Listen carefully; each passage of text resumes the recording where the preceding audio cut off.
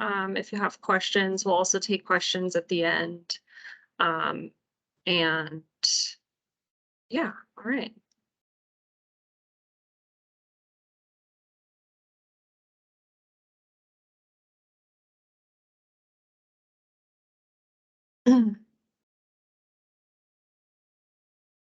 Okay, can everyone see the presentation here? Looks good.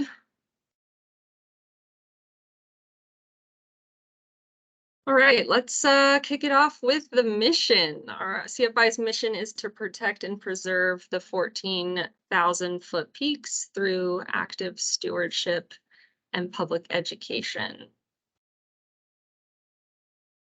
CFI got started in 1994. Some concerned individuals saw the resource damage happening on the 14ers, and they really thought there should be a group that's dedicated just to working on the 14er trails in general. These are some of the founding partners. Nonprofits, public agencies came together and formed CFI. We have just 5 full-time staff that work year-round. We have 33 seasonal employees that will be starting in just a couple weeks here. 15 board members currently, which fluctuates from time to time. We partner with the Forest Service and the Bureau of Land Management and Youth Corps. We also have help from many volunteers. Around 600 to 1,000 individuals help us each season. The Peak Stewards program was started in the summer of 2000. I think it was May of 2000. So it started just a little bit after the founding of CFI. We're really excited for the field season ahead. We will be back on North Elbert for the 3rd year of 3 years doing reconstruction and maintenance. We are doing some maintenance on the Black Cloud route of Mount Elbert as well with, that'll be just a small 2-person crew working there. This year we'll have, this will be year 2 of 5 years on Chavano. We'll have both an upper and lower crew there. I think it's a total of 14 crew members working on that mountain simultaneously. So we're really excited about all the work that's going to get done there. The adopt a crew will be on about 12 different routes around the state, and they will be working with volunteers. And we have peak stewards, probably around 40 peak stewards out there donating their time to hiker education. And then we also have a sustainable trail program, which helps us estimate hiking use numbers on the 14ers. So we'll place 23 trail counters on 21 peaks this summer. So busy year. Here is just a quick look at the hiking use estimates on the 14ers. This is 2021 data. We will release the 2022 numbers likely this August. They are probably fairly similar to numbers we saw in 2021 or slightly increased. If this slide is too small for you, this is available on our website too, if you want to take a closer look at this at any point. These estimates have increased and decreased dramatically over the years, and this has to do with late season snow years like in 2019 and people couldn't get out, or the pandemic related craziness we saw in 2020. And then we saw parking restrictions kind of hit in 2021 and last year. So these numbers do fluctuate year to year. There really isn't a trend in recent years. So definitely check that out, see where people are going. Those peaks that have the high use are really the areas that we want to focus on for peak stewarding. Terry, I'm going to pass it over to you. Okay, yeah, thanks, Hannah. Well, I just wanted to take a minute to emphasize then that our role as stewards is really part of the education mission of CFI, that we're out there trying to help people understand how they can help take care of the mountains. And of course, we emphasize the volume and that sort of thing. I'll talk about that in a couple of minutes. But the big thing is just to realize that when you're out there as a steward, your job is education and to talk to as many people as you can.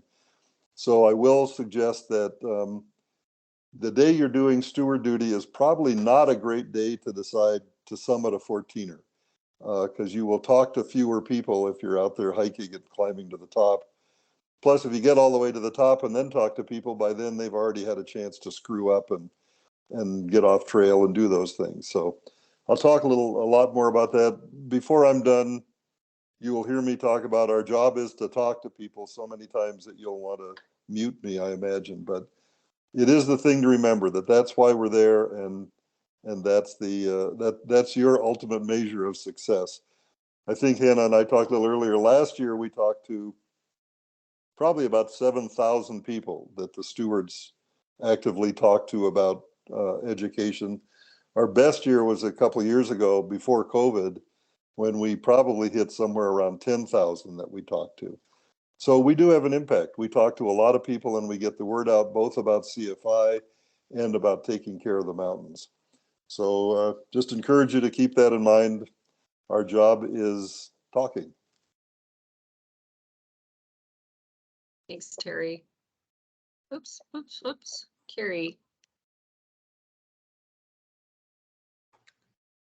You're muted. There we go. Thank you, Hannah. Gotcha. Thanks. Yeah, so when we're out doing our peak stewarding days, you know, a big part of our, like Terry said, a big part of the mission and the whole reason that we're out there is education, and sort of a base level of what we try to pass on to hikers when they're spending time in the high alpine revolves around the leave no trace principles. And this is just, you know, leave no trace applies literally anywhere, but we'll talk a little bit today about how these principles specifically apply to time spent in the high alpine above tree line. Loretta will give some great information about this too in her ecology lecture. But really quickly, I'll just go through each of these 7 principles and kind of how they're relevant to your role as peak stewards and how you can pass them on to hikers that you're having contact with on the peaks. So number 1, plan ahead and prepare. This is usually one of the first things that you're going to be able to see and assess when you're engaging and interacting with hikers.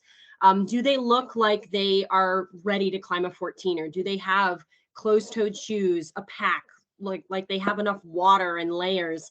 And if at any point, you know, you see someone who maybe doesn't look like they're prepared to have a full day at 14,000 feet in really cold, windy temperatures, feel free to, you know, mention to them that these peaks they're a really intense and specialized environment. So making sure that everyone looks like they're actively prepared to hike the mountain, making sure they know where they're going also is a really good thing. So that sort of is how that first principle applies. The second one is probably the biggest thing that CFI has like worked so hard to make sure that everyone actively participates in, and it's another big part of our role as peak stewards, and that's traveling on durable surfaces. So the trails that CFI builds and that Rocky Mountain Field Institute, USFS, has put so much hard work into creating, we want to make sure that people are actively using those trails rather than going off of them. They are the most sustainable way to hike the peaks to prevent erosion and to prevent damage from the high alpine plants, which are really, really sensitive. So making sure that folks are staying on trail. If they choose to, you know, take a break, try to encourage them to sit on rocks and hard features rather than on the fragile tundra. And then we don't see a whole ton of camping up at the high elevations, but if you do happen to run across someone who's, you know, maybe camping where they shouldn't be, either too close to a water source or on fragile tundra, that's another great way to kind of put that message in people's ear to make sure that they're staying on durable surfaces. Waste, the third principle, is a really, really big one. High alpine is a totally different ecosystem than down here at the lower levels in Colorado. There isn't a whole lot of bacterial load to break down stuff like there would be even in other parts of the country. So basically the good old pack it in, pack it out rule, everything that you take in with you needs to come back out.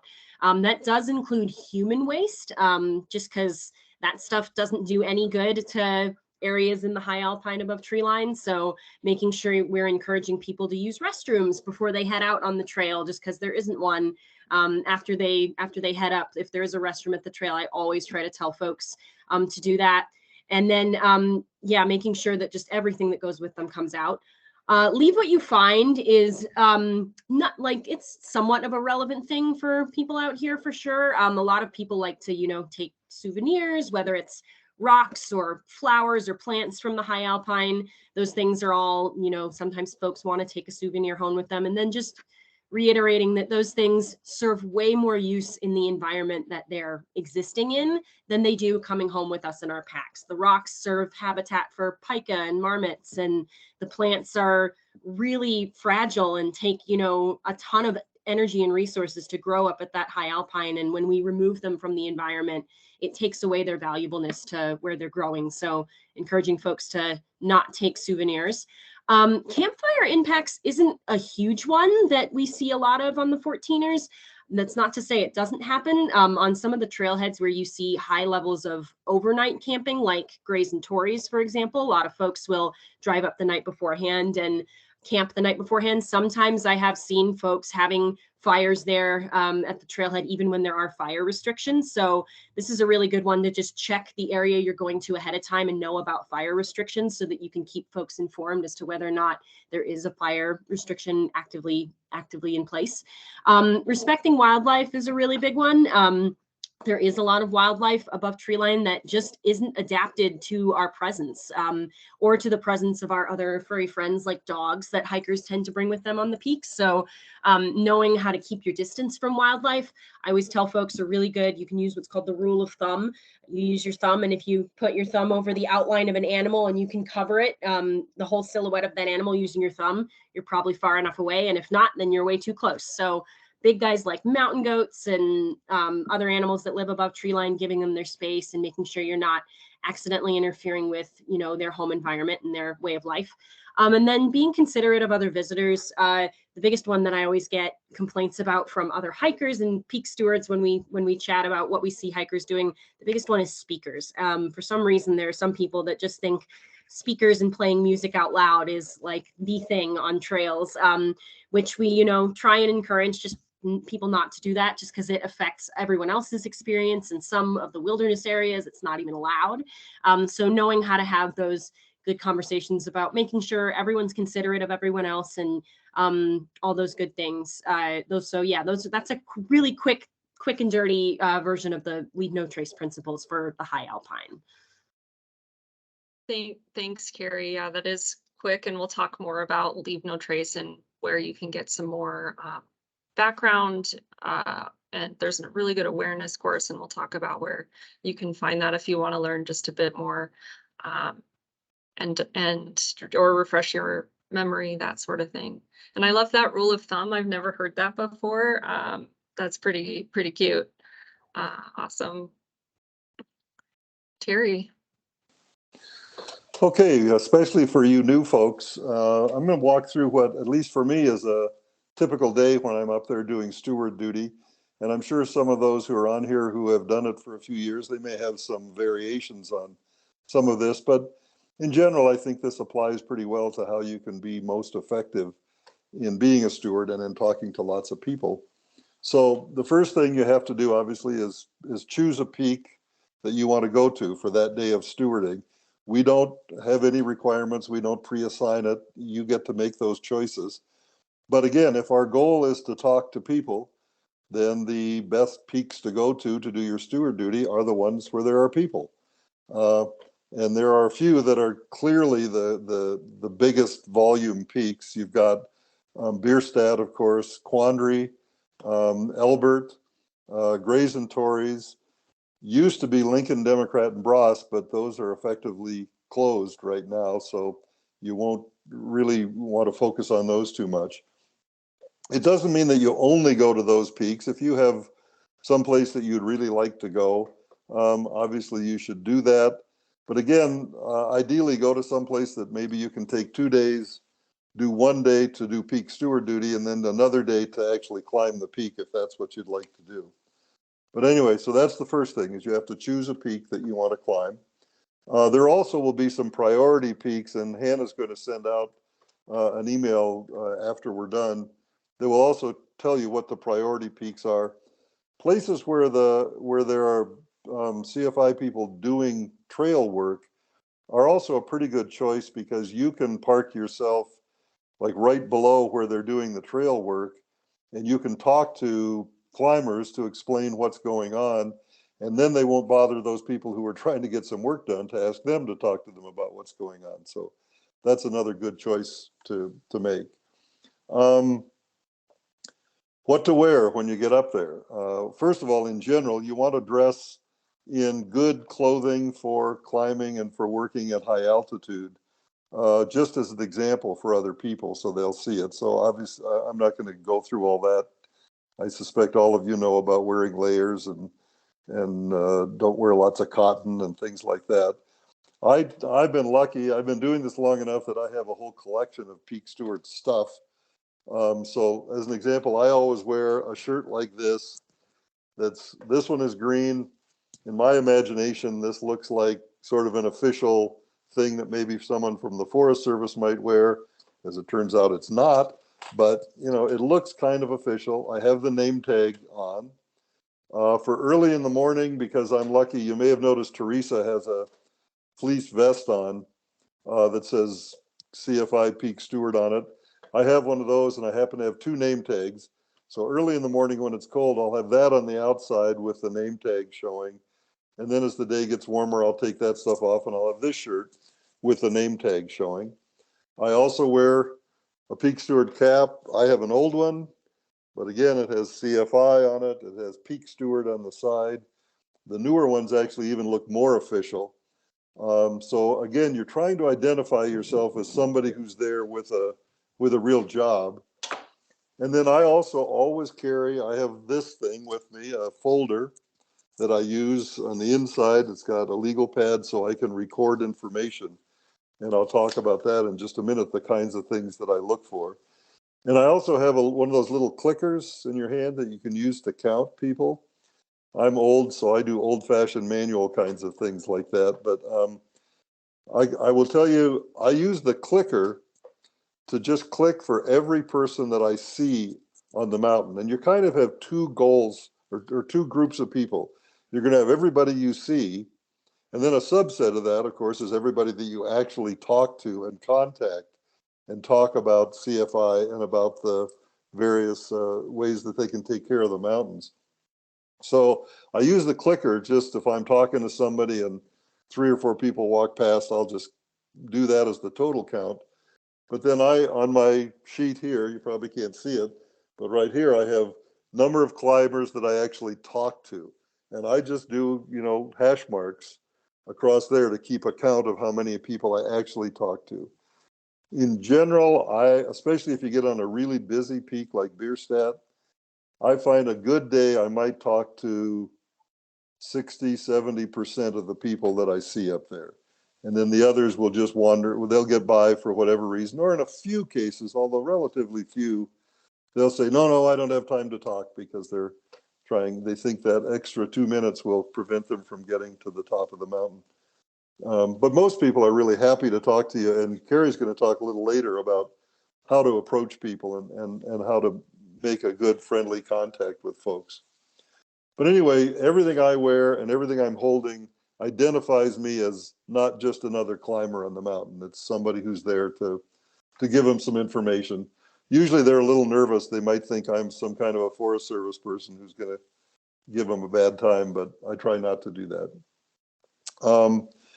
I try to arrive very early, usually no later than 6 o'clock, and normally I'm there before 6 o'clock in the morning, so that I'll catch most of the climbers. The way I do that in general is I will go and sleep in my car at a parking area near the trailhead. Easy to do at Bierstadt. not too hard to do at Grays and Torreys. A little more of an adventure, especially lately at Quandary, although Hannah will have some information about Quandary, how you can, there's a place up there now where we can park. Again, Lincoln, Democrat, and Bross used to be good. You could go up to the Kite Lake trailhead, but again, that's not going to be a good one. But I try and sleep in my car up there so that way, and I wake up early anyway. So I'm usually then up and at the trailhead before 6 o'clock, and I catch people as they're beginning their climb. The first thing I do is I walk through the parking lot, and in the morning, this is easy. I count the number of cars that are there at 6 o'clock in the morning. And normally at that time, all the cars will be there in the parking lot, and it's pretty easy to walk through and count them. And at the same time, that's when I first start making contact with climbers. If they're there at their car getting ready to go, then I'll stop and give them my CFI pitch right there while they're getting ready at their car. I usually, as Joan mentioned, my most common place to go is Bierstadt because there are a ton of people at Bierstadt. So the next place I go for a little while is I usually park myself right outside the bathroom, the toilet at Bierstadt. It's a great place to get a nice captive audience. Usually there's about 15 or 20 people lined up there. And so I do a group presentation for the whole crowd, and you can catch a bunch of people there. And then the next place I go at all of them is I'll go to just to the actual trailhead.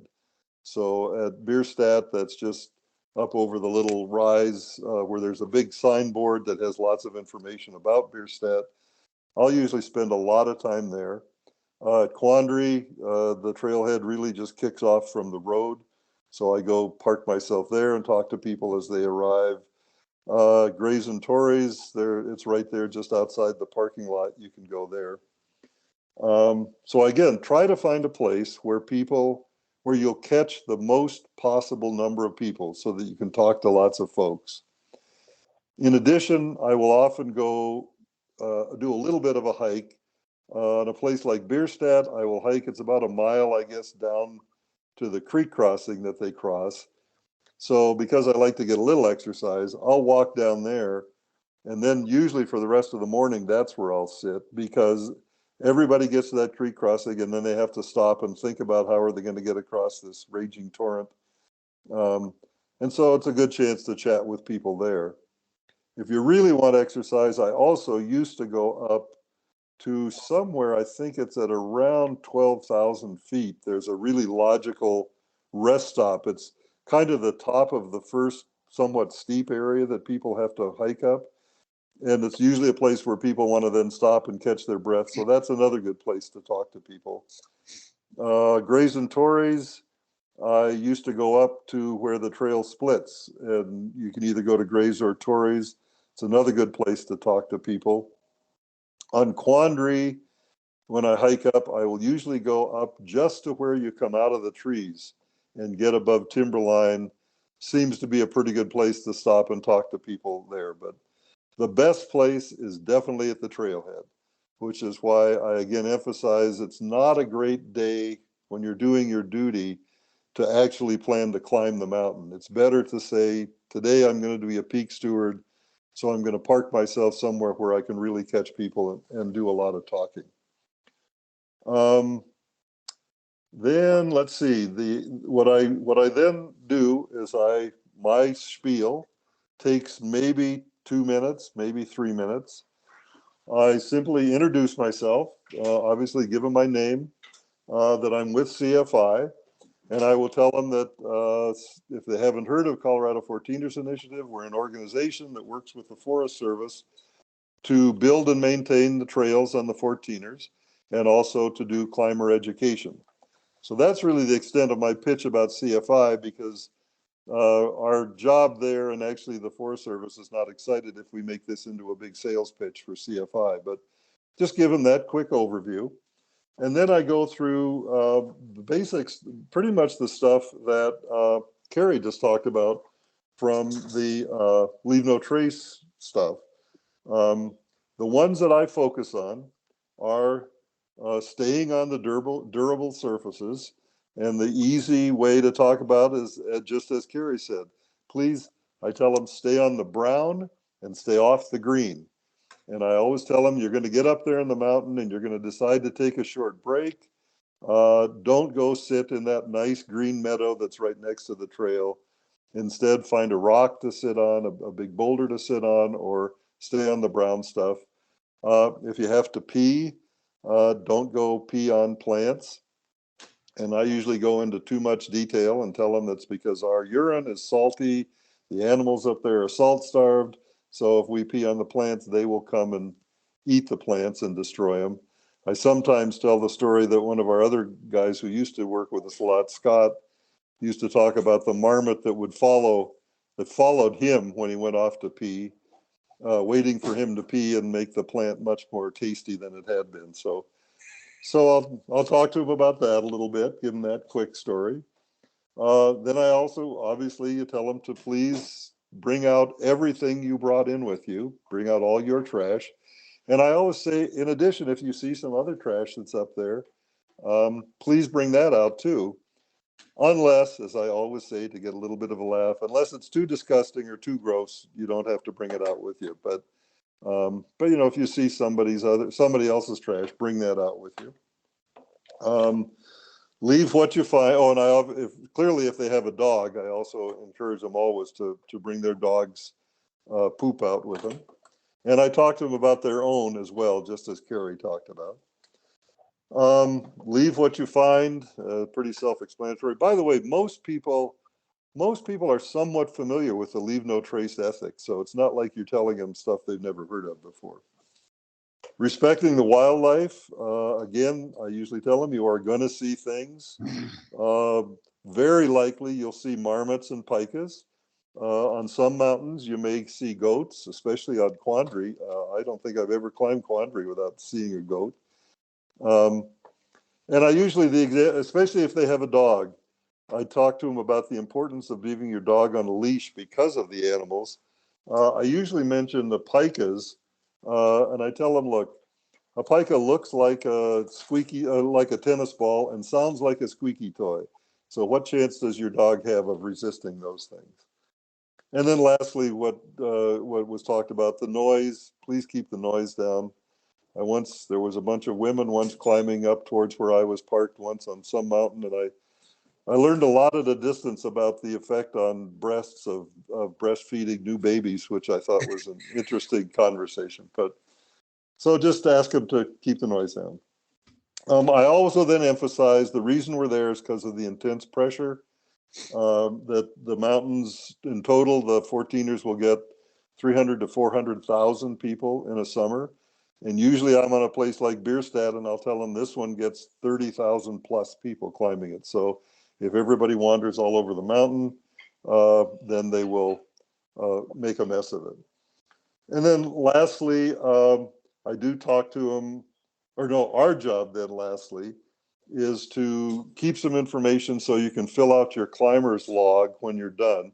And you can see now on the screen an example of the log.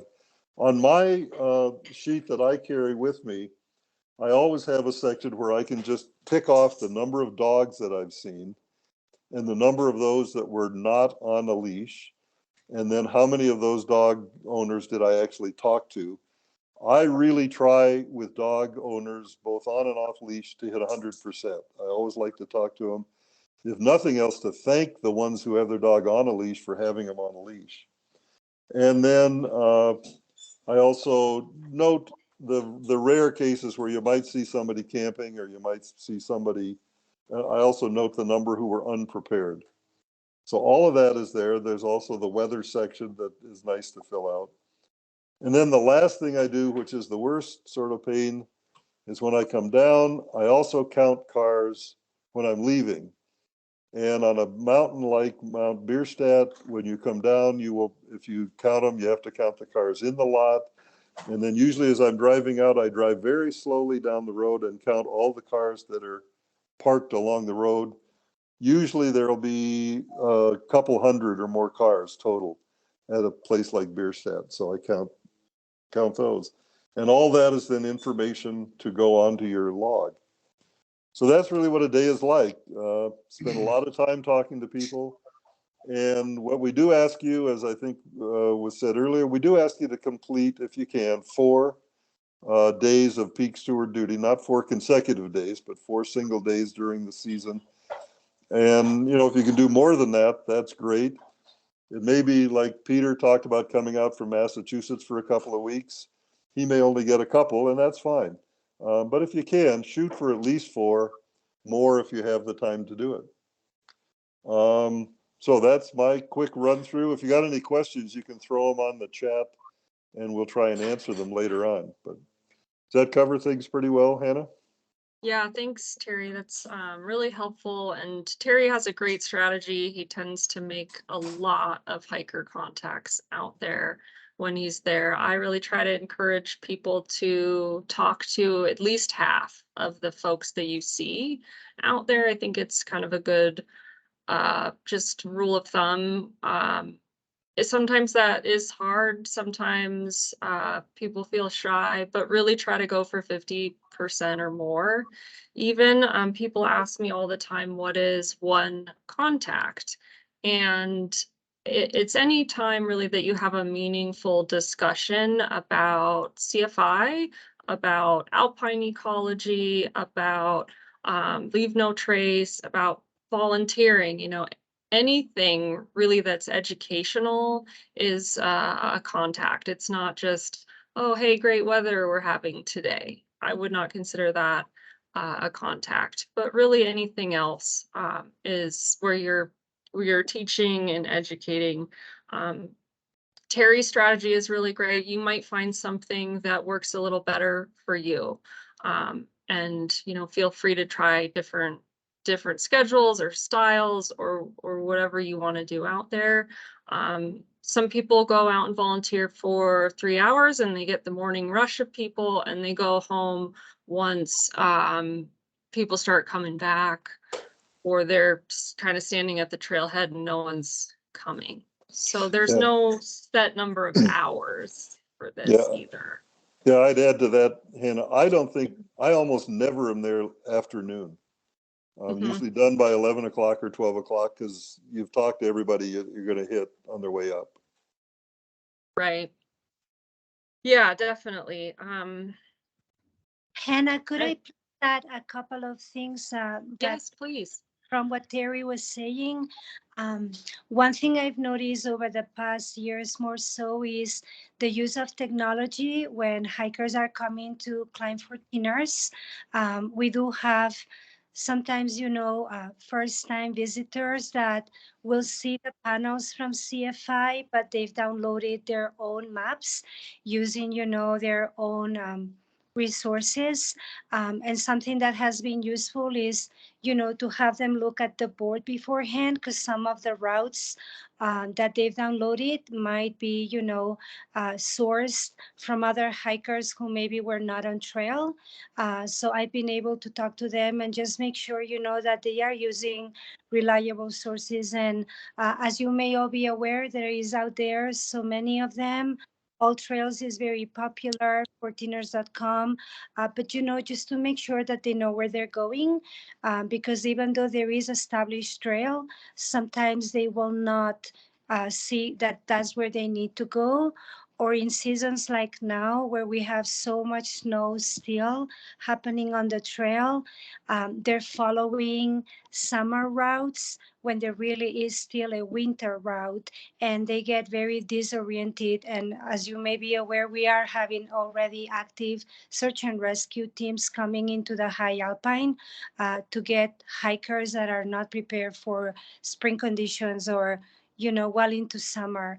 So that's what I wanted to add, just, you know, to be aware that you will find people who are using their technology more so than what CFI has.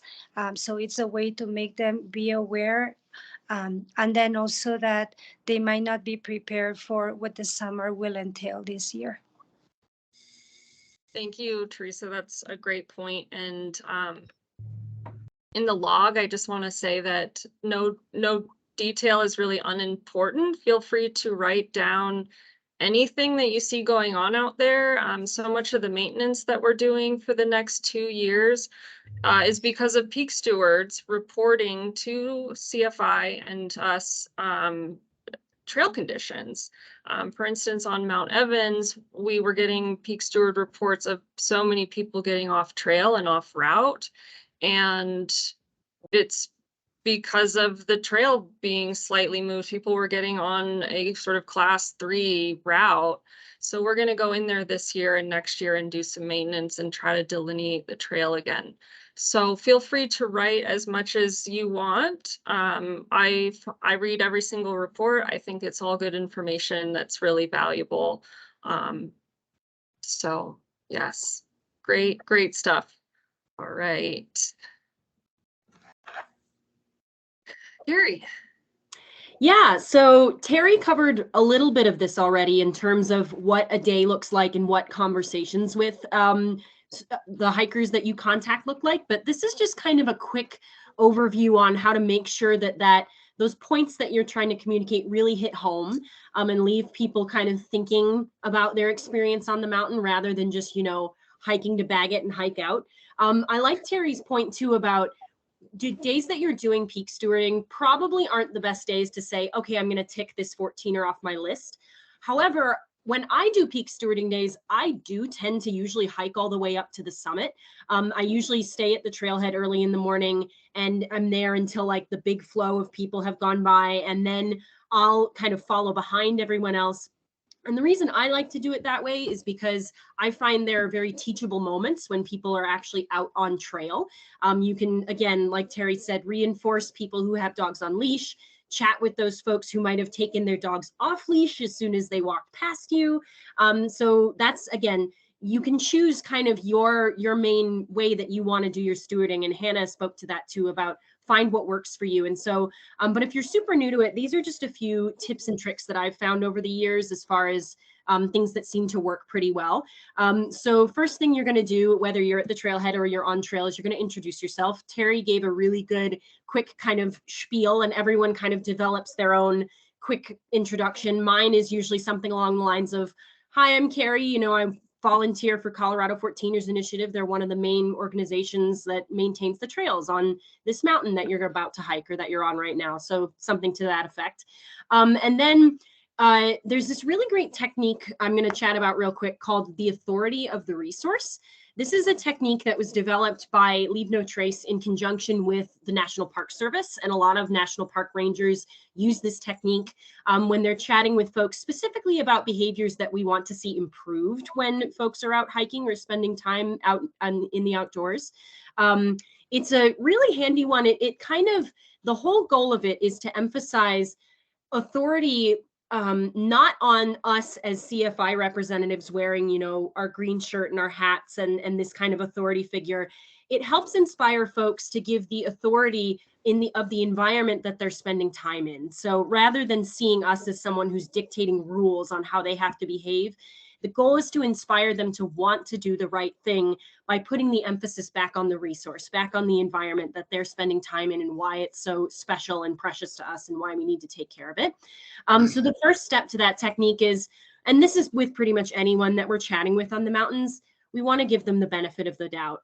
99% of people that you will go and talk to on these mountains are not going to be maliciously trying to destroy trail or, and I say 99% because there is those small group of folks that unfortunately don't have good intentions, but most of the folks that you're going to encounter probably don't even know that they're maybe not doing the best thing for the trail. So give them that benefit of the doubt and understand that they probably want to be well informed and approach them with kindness. Another really good thing to do is immediately find ways to relate to them and build a rapport. So when you're at the trailhead and you have folks that are coming up the mountain, ask them where they're from. Ask them what route they're taking up the peak that day. If it's their first 14er, you can congratulate them ahead of time. That helps build a relationship and get some stock invested in how you're chatting with them, not just at them. So that's a really great thing to do right from the get-go. Finding relatable ways to relate what you're talking to them about too is another one that really helps kind of build those connections in people's brains. So, I love Terry's example of the brown is good, the green is bad. That's a great way to sort of give people a very clear-cut definition of where they should or shouldn't be spending time. One that I use really often is, I know this grass looks a lot like your lawn at home, but it's actually really different. It's really sensitive and fragile. So we wouldn't want to sit on it just like we would at a park or a football field.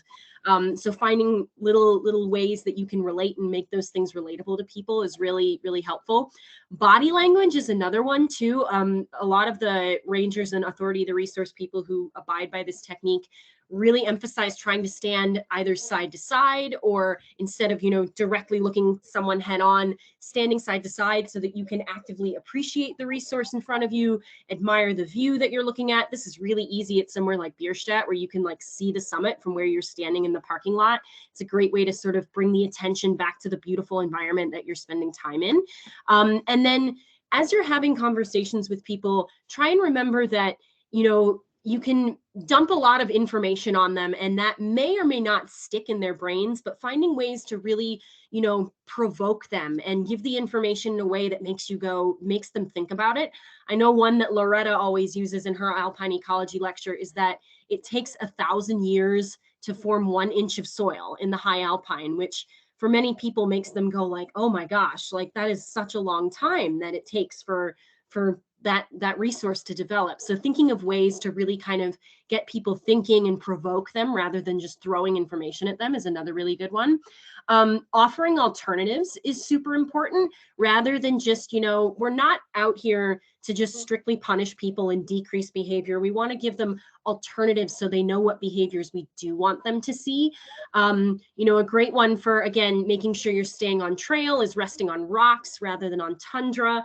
If you encounter someone who has like speakers that is blaring music or talking really loudly, encourage them to have headphones instead. So try and find those alternatives that you can offer rather than just completely, you know, being restrictive.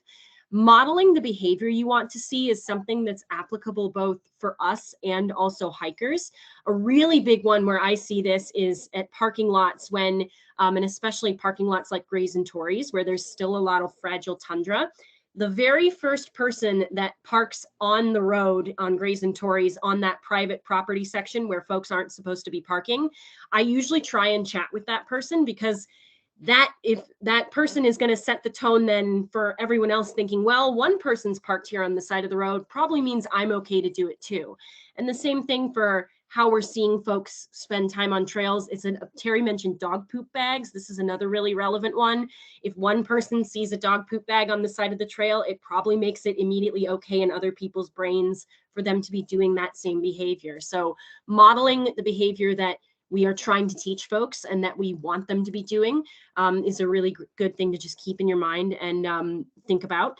And then also just emphasizing the influence that these hikers and climbers have on these mountains. You know, it's a pretty powerful thing when you think about the fact that most of us are here in this steward training because we've hiked these mountains, because we've come to love them.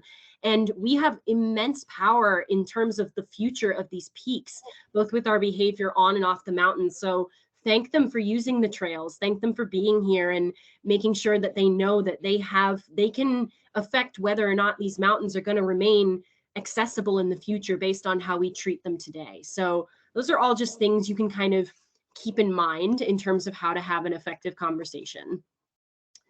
And then real quick, I threw this in here, and if there are any returning stewards like Teresa and Terry, feel free to add to some of these things in the chat. These are just things I've found over the years that have been super helpful to me as far as, you know, the way I do stewarding. The number one thing that I always pass on to folks, my ultimate favorite leave no trace hack is a peanut butter jar. So just like in this picture, Terry talked about earlier, if there's trash that's like just too gross and you don't want to pick it up, this is a really great alternative to that.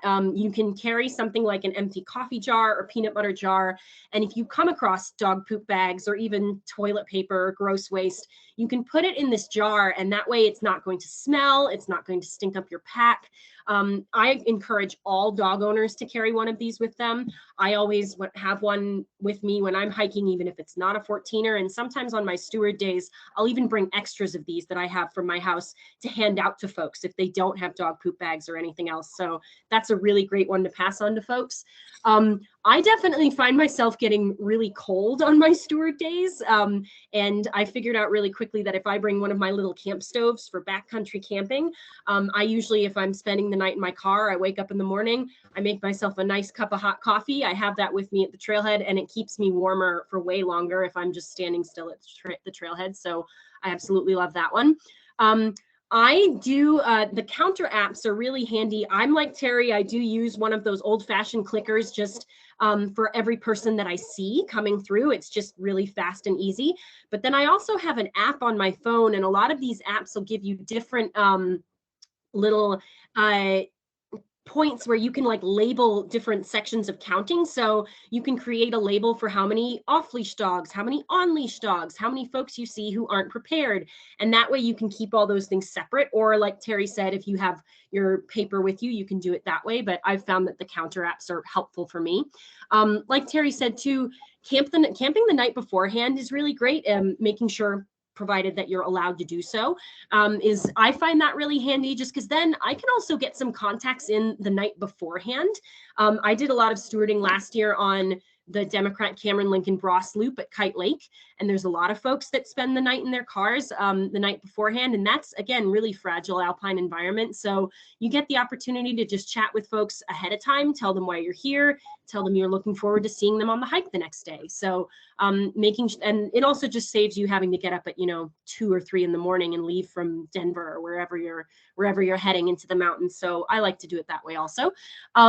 Learning about local flora and fauna is a huge one. The alpine ecology lecture that Loretta is going to give right after this, that's some of the most powerful information that you can give to these hikers. They want to know oftentimes what they're looking at and more about the environment that they're spending time in. And it creates this level of connection that builds caring and gets them to appreciate the environment and want to give back to it. So educating yourself and learning a little bit more about those things is really powerful. There's really great apps out there like iNaturalist or Seek that actually identify plants and animals that you're looking at based on a video analysis. You usually have to have cell phone service for that to work, so not always applicable for the 14ers, but just doing a little bit of research about that. And again, like even just taking some notes on Loretta's lecture, really great way to have some information ahead of time that you can pass off to people.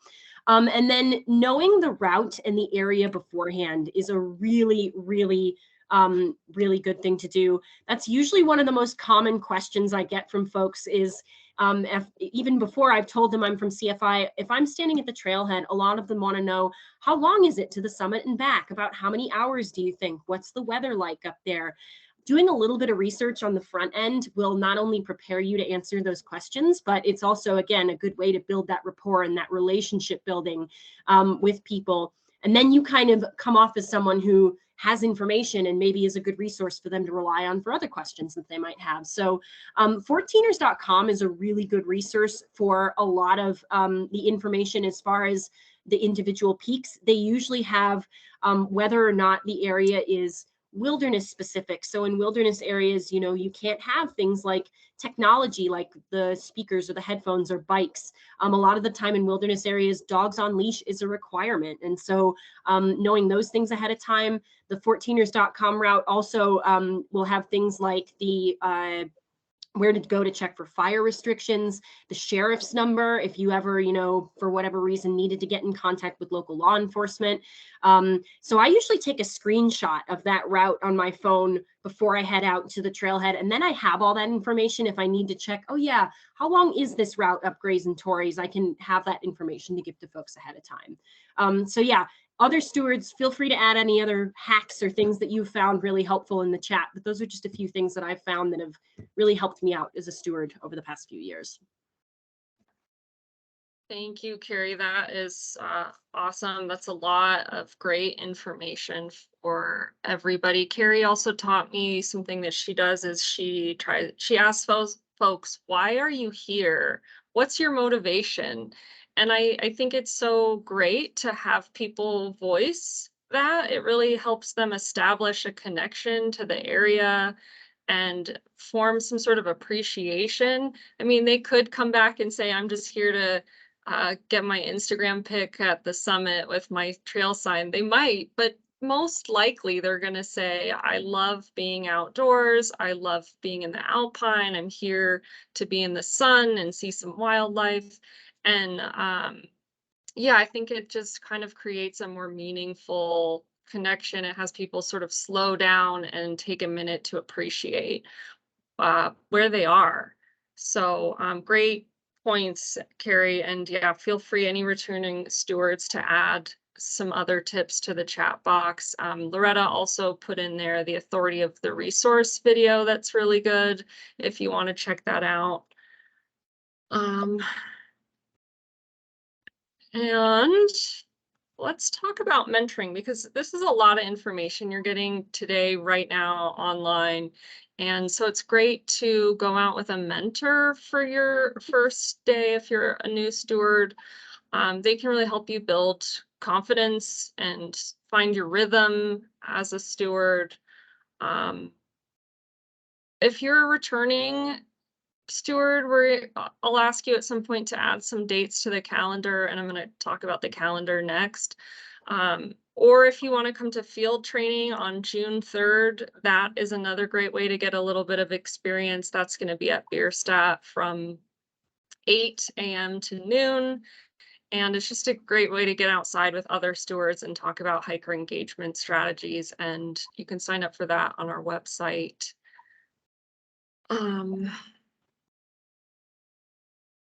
And then let's talk about the calendar. Using this calendar, it's on our website. I'll link to all of these things in an email after training today. But you go into our website and you can enter the date that you plan to go. You can put in what time. You can put in if you're a newer returning steward. You can say, I'm a mentor. Please come join me. I'll be there at 6 a.m.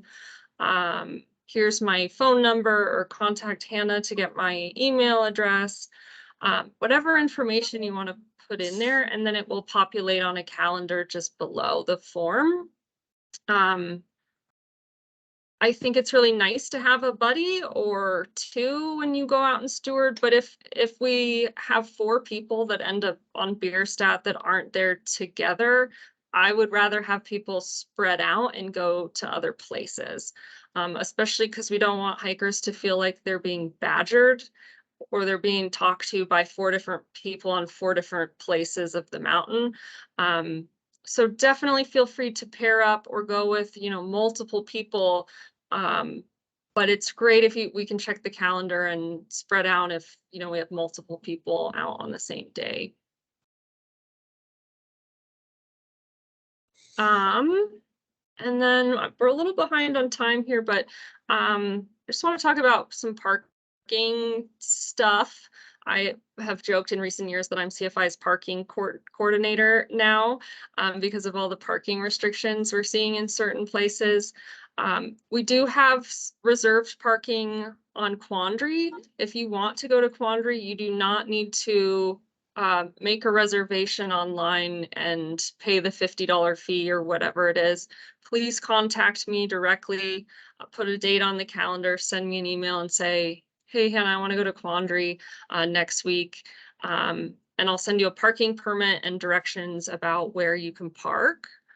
And please try to give me just a couple days notice. 3 days is great or more. I tend to go out in the field a lot, and so I'm not always looking at my email, and I want to make sure that you don't have to pay or that you don't get a parking ticket, because they aren't cheap. And then let's see, the DeCalibron Loop, Lincoln Democrat Bross, is currently closed due to the landowner liability concerns that we're seeing there. We will likely not need stewards there because we won't have hikers there, but I'll definitely keep you in the loop about that. I also need to find out about parking at Mount Evans and what that will look like for Peak Stewards. I'd love to give us some sort of administrative access or parking so that you don't have to pay for parking there as well. But definitely I'll keep you in the loop about that, because we will be doing maintenance there. We'll have a lot of projects there. So I'd love to have Peak Stewards there too. So definitely more to come about priority peaks, the link to the calendar, Our website, 14ers.org, has posted on it the handbook. If you haven't seen the handbook yet, it's great. It's got, you know, a packing list. It's got information about altitude sickness and what else? Different resources, books to read, you know, lightning and what CFI's lightning policy is. So definitely take a look at the Peak Steward handbook. We also have, I'll release the priority peaks. Oh, we have some really good YouTube videos on our YouTube channel. Everything from marmots to class 3 climbing. There's altitude illness videos, all kinds of stuff. We've really put a lot of time and resources into creating some really good safety videos. So definitely check those out. There's also a great LNT online awareness course. I try to take it every year just to refresh my memory. It's free. Anyone can do it. It doesn't take a whole lot of time either. And then Carrie told me about this interpretation training. Carrie, Carrie, do you want to just tell us briefly maybe what you got out of that course and why it was beneficial?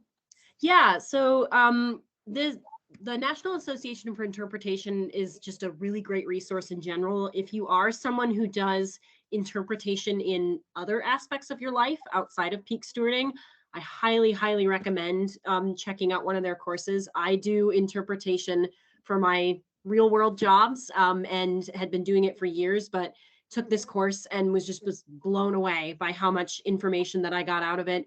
A lot of what I was chatting about earlier as far as having effective conversations comes directly from this resource. And they have, you know, discussion forums and books and other things, like all sorts of resources. You don't have to take a course just to sort of enhance your knowledge on how to really make an impact with your conversations with hikers or anything, any message you're trying to get across. So they're just a really good resource if it's, it can improve your peak stewarding and then even just communication skills in general. So highly recommend checking out one of their courses.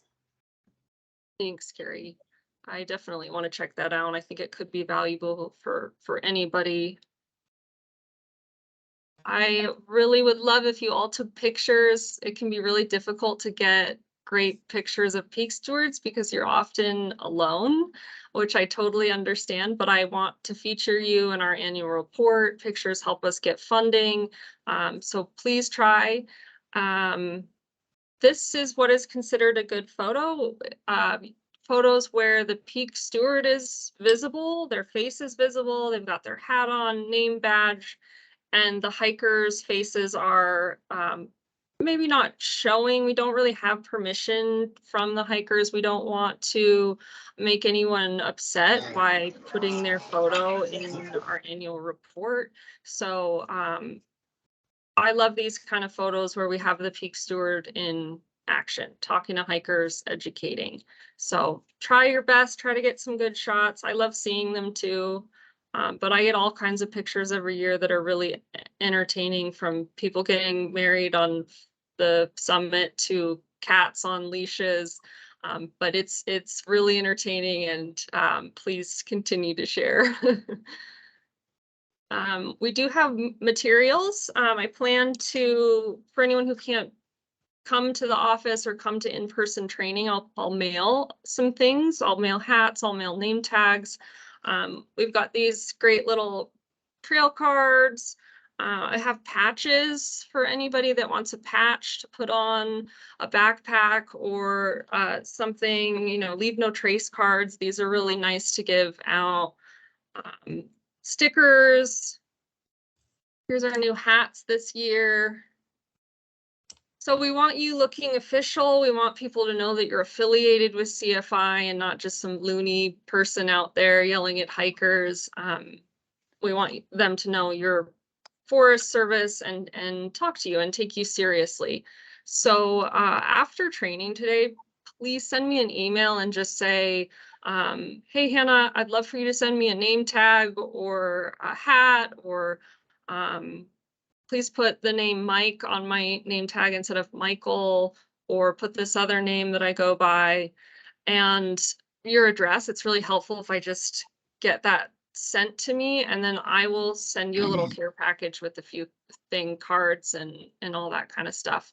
I will also offer some pickup days for anyone that lives locally, and you can just swing by the office and grab whatever you need to be successful. If you run out of materials at any time, I'm happy to send you more. I'm here to help you and get you the things you need to be good at this. So yes, definitely. I'll keep you in the loop about pickup days and ordering name tags and all of that. We are seeing outreach events happening again, which is great. 14er classes have resumed at REI. If you hear of anything locally that you want to participate in, I am more than happy to set you up with some tabling materials, annual reports. We have people that are going to the School of Mines, career fairs. We have someone today in Salida doing a little summer kickoff event. Please let me know if this is more your style and this is how you want to be a peak steward for us. I'm all for it. And then paperwork, most of you, if you signed up for the class today, you did the waiver and the check-in policy. Just a heads up, I'll send this Forest Service risk assessment. You're also considered Forest Service volunteers, so we need to comply with them as well. And so more to come on that. I'll send a follow-up email with all this information, which will link to the manual and all these resources as well. Yeah, feel free to put some questions down in the chat box and I'll turn my attention to that now for any questions. And we're a little over on time for Loretta. I want to make sure she gets plenty of time here, but we can also take questions after if anyone wants to stay after Loretta's presentation. Hannah, could I please bring up something that I don't think we have talked about? Sure. Okay, I was thinking about the part where if us as peak stewards happen to come across an accident or a hiker that unfortunately is not feeling well, and you know what our responsibility is. And from what I know, if we do encounter somebody who may be suffering from altitude sickness or has fallen, you know, depending on the situation, it might be an emergency where we do need to call 911 or activate, you know, in a situation that requires that is search or a rescue. But from what I also know, at that moment, we are not anymore part of CFI Peak Steward program. And then this would just be the Good Samaritan law, right? Exactly. Yeah, it's a great point. Thank you for bringing that up. I get this question a lot too, and you do not have to act in any way. You're not required to help someone. It's a nice thing to do, obviously. And if you do choose to help anyone when you are out there on a 14er, you are acting as a concerned citizen that just wants to do the right thing, or do some good and try to take care of somebody. Yeah, it's definitely a great question. And I mean, same with picking up trash. You're not required to pick up trash. It's a nice thing to do when you're out there. And I now carry a garbage bag with me whenever I'm out working and some gloves. But these aren't really requirements of being a peak steward. You also might have press out there or people that want to interview you, and feel free to just talk about CFI. Just keep it positive, keep it positive, upbeat. And yeah, a lot of questions will pop up through the season, and you might not know the answer, and that's okay. Feel free to shoot me an email. I'm here to help, and so just let me know. All right, Loretta, I'm going to turn it over to you.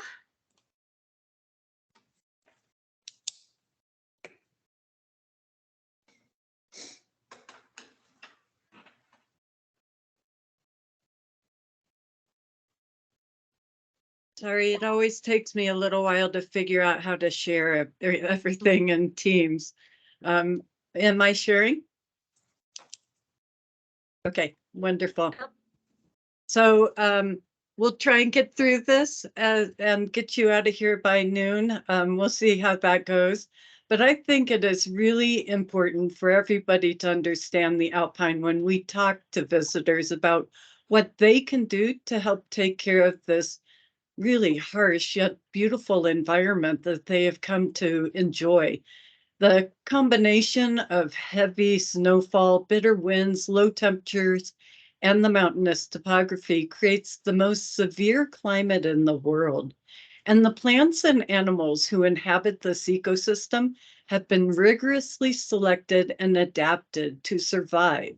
So much of my presentation really focuses on these adaptations, and I hope you find it as interesting as I do.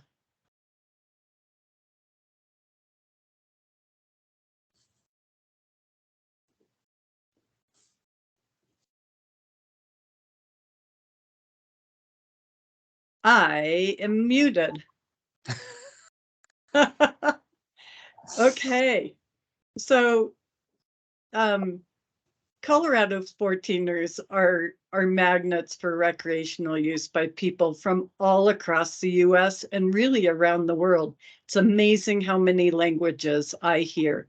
The relative ease of climbing these 14ers makes them really attractive to a lot of people. Many, if not most of the visitors to this extremely sensitive environment, they don't know how sensitive it is or just how few footsteps can destroy the beauty that they've come to enjoy.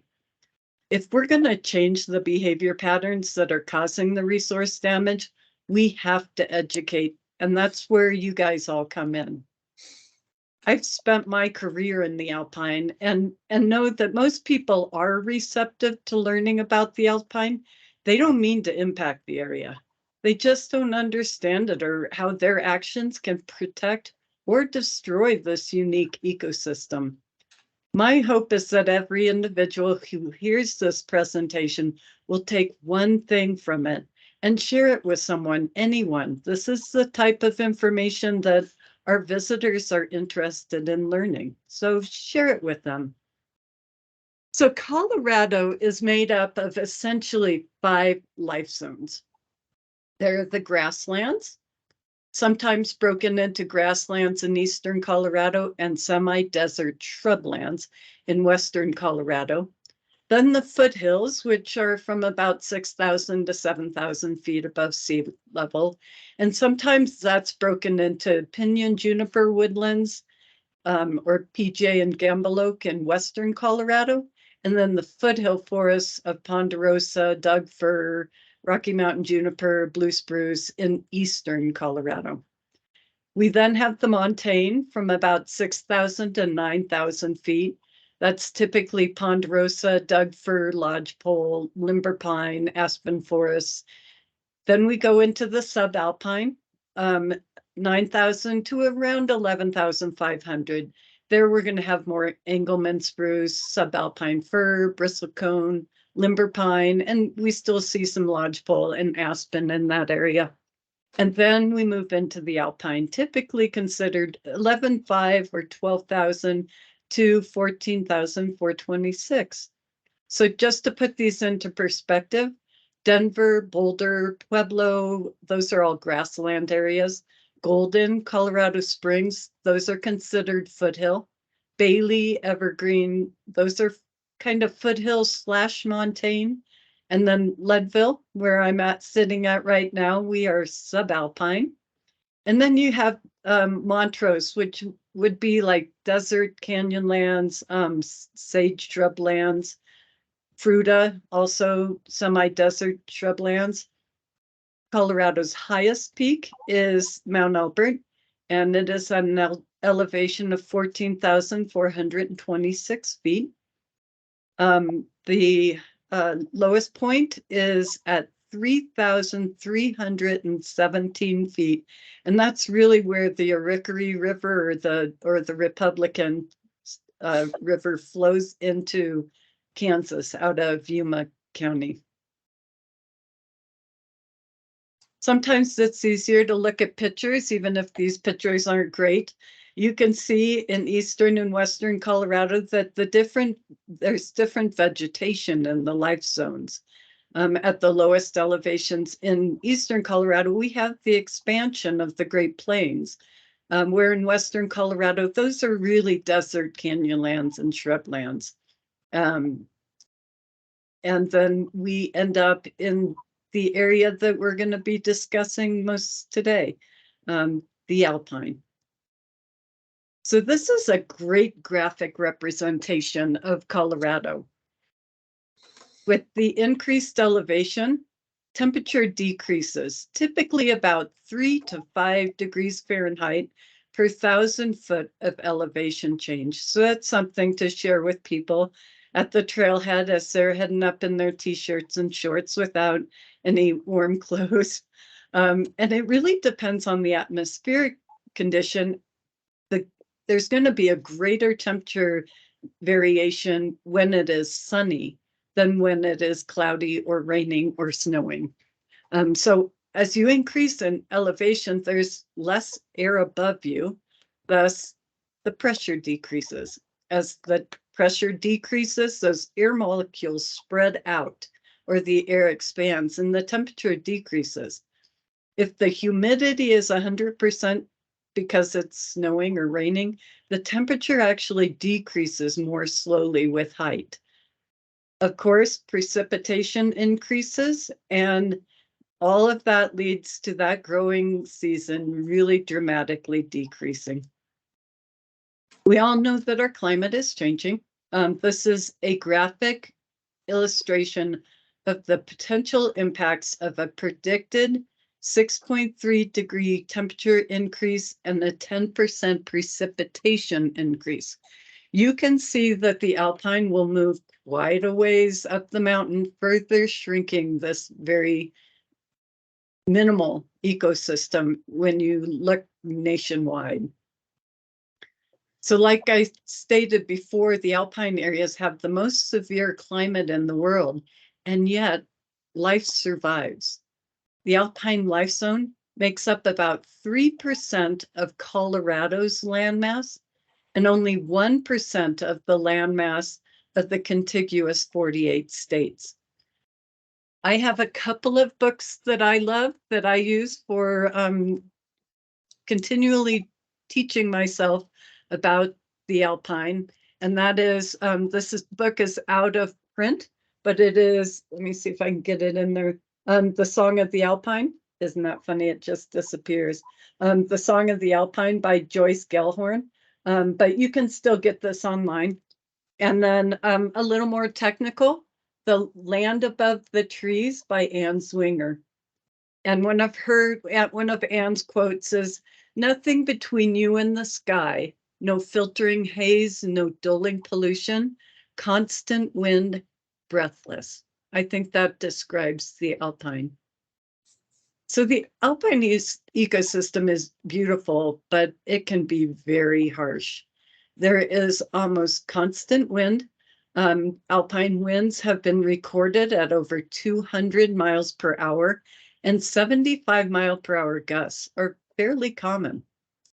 There's low effective precipitation. If you remember from the climate and elevation slide, the precipitation increases as your elevation increases. But most of that precipitation comes in the form of snow. And when the snow meets with that almost constant wind, most of that snow is blown off down into the trees, making the precipitation ineffective. You can watch any winter and see that the proof of that action, and you can take it from an old-time Leadvilleite that snow is not melting in the middle of winter. There's twice as much UV radiation and 25% more light than at sea level. The clarity of that light really confuses people's senses. They see faraway mountains that seem so much closer. And that extreme wash of light and intensity of the full light spectrum gives you almost a sense of euphoria.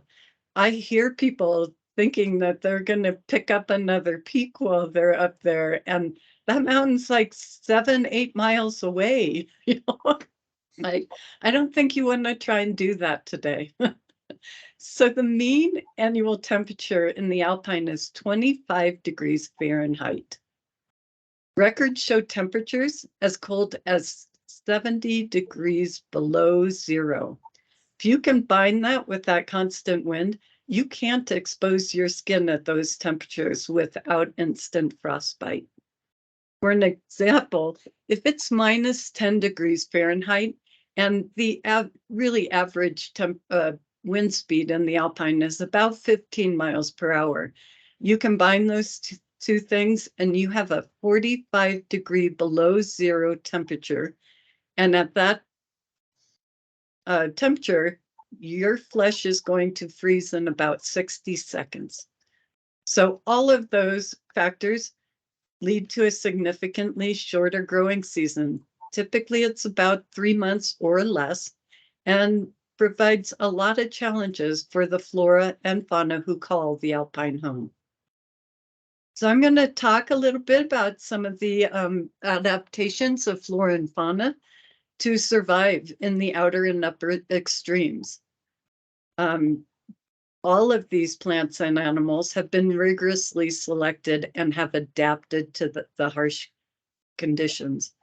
The more severe the conditions, the more pronounced are the adaptations for plant and animal survival. There are 313 plant species known currently in the Alpine. Only 3% of the world's plants have adapted to Alpine conditions. But for these plants, the Alpine is their home, and they really cannot survive in warmer, moister environments. So some of the plant adaptations I'll talk about are chemical adaptations, short stature, preformation of buds, perennial growth forms, leaf and flower orientation, and dense pubescence. So this is one that always blows me away. The chemical adaptations, anthocyanins. A large portion of alpine plants are marked with the distinctive red color of anthocyanin pigments in their stems and in their leaves. If you were to go up there right now and saw a big-rooted spring beauty, it would be almost purple maroon as it's coming up through the snowpack. So those anthocyanins can range in color from like that red purple of those big rooted spring beauties coming out, orange color of poppies, the lavender of violets, the blue of like a cornflower. And it really depends on whether the plant's sap is acid, meaning it's going to be red, or alkaline, meaning it's going to be blue. As we all know, those plant pigments are always present, but are usually masked by greater amounts of the green chlorophyll and are therefore visible only when the chlorophyll is reduced or absent, or the other pigments are in greater abundance. A common plant in the Alpine is the Alpine avon, as shown in this picture, during the spring and summer.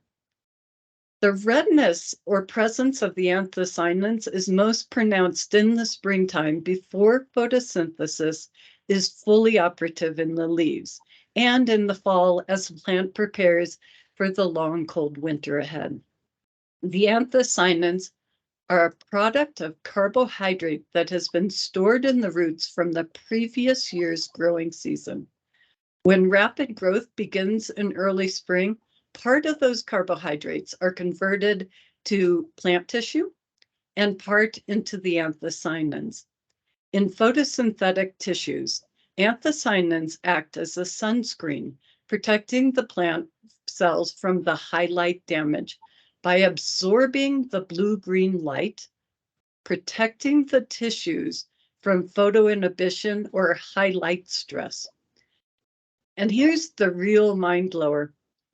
These anthocyanins are capable of converting incidental light rays, even sunlight passing through a layer of snow, into heat to warm the plant tissues. Those plants which have an abundance of anthocyanins can endure the cold better than greener plants.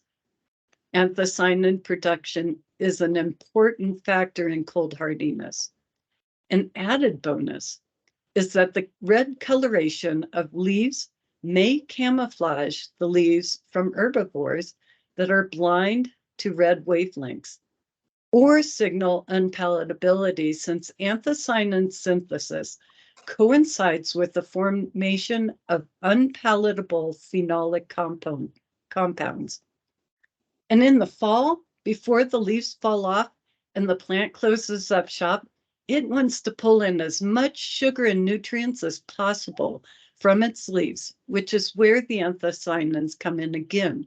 The prevailing theory is that those anthocyanins protect the leaves from the excess sunlight and enable that plant to store any last remaining nutrients.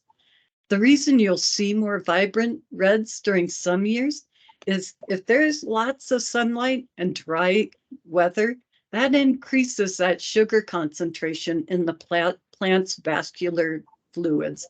And it triggers the plant to release more anthocyanins in that last-ditch effort to gather up as much energy as it can to make it through the winter. That high concentration or sugar, carbohydrate or sugar content in the cells in alpine plants actually works as a cellular antifreeze. Pretty cool stuff. Almost all alpine plants are tiny in size. We often say that the best way to enjoy the alpine is to lie on your belly. This is a good way for humans to view the tiny plants, since wind speed and pressure increases with height above ground level. The environment is colder and windier at a person's height than at a plant's height. So less wind, more radiation means it's warmer. The small size is advantageous in that it keeps the plants both snug down close to the ground, out of the worst of the alpine weather, and it requires less energy for the production of the plant tissue, so that more of the energy can be utilized for seed development. The dwarfing typically involves only the growth shoots or the green parts of the plant, making the flowers seem larger in proportion. Flower buds in alpine plants are often begun early in the previous year's growing season, and sometimes, often, several years before. And those buds are well formed by the end of the summer, so that those buds are safely protected when winter sets in and ready to burst through as soon as that warmth comes. Studies of this alpine buttercup pinpointed a cell that eventually gave rise to the yellow flower. It formed the first year. During the second growing season, it divided many, many times, formed a bud during the third season, and eventually bloomed in the fourth summer. So the pre-formation of buds means that bud is just ready to burst through at those first warming temperatures in spring. You'll see some bursting through right now. It's really amazing to go into the alpine at this time, where those plants are often covered in ice in the morning. And by the afternoon, that bud has burst through. Early flowering allows that plant to use most of the meager summer warmth to actually ripen the seeds. The growth of the plant, as well as the setting and ripening of the seeds, requires the warmth of summer, but with preset buds, the flowering doesn't require the full warmth of summer. This allows that maximum time to have production in the seeds. Another good reason to tell people not to pick the flowers up there. Those seeds are next year's growth. So early growth is also made possible because of the large amounts of starches and sugars that are stored as carbohydrates in the plant's below ground parts. during the previous summer's growing season. So the root not only stores the abundant carbohydrates, but it also probes for deep water and anchors that plant against those constant winds. Alpine plants can be thought of a little bit like icebergs. A tiny percent of the plant is above the ground, much like the small percentage of icebergs that show above the surface of the ocean. When the plant is dormant during the winter, the reserves of starches and sugars are not reduced. As temperatures warm in the spring, the accumulated carbohydrates are converted for rapid growth. During this period, the plant is using its food faster than it can be made through photosynthesis. So the carbohydrate stores become depleted. Many alpine plants will be growing at a deficit until its growth is about 75 to 90% complete for the season. Then the plant growth or expansion slows, and those stores are replenished. And by the onset of dormancy in the fall, the underground carbohydrates are back up to the highest levels of the year. This knowledge really helps us in our alpine restoration attempts. We attempt to do transplanting during the spring and fall when those roots contain substantial carbohydrate stores to help the plant establish itself and fight that stress of being moved and exposed to the elements. So most alpine plants are perennials. A perennial plant lives more than 2 years. An annual plant germinates, flowers, produces seeds, and dies in the single growing season. Having to germinate, produce stems, leaves, flowers, and produce seeds for a new crop within a short growing season puts annual plants at a significant disadvantage when competing for nutrients, space, water, especially considering drought cycles.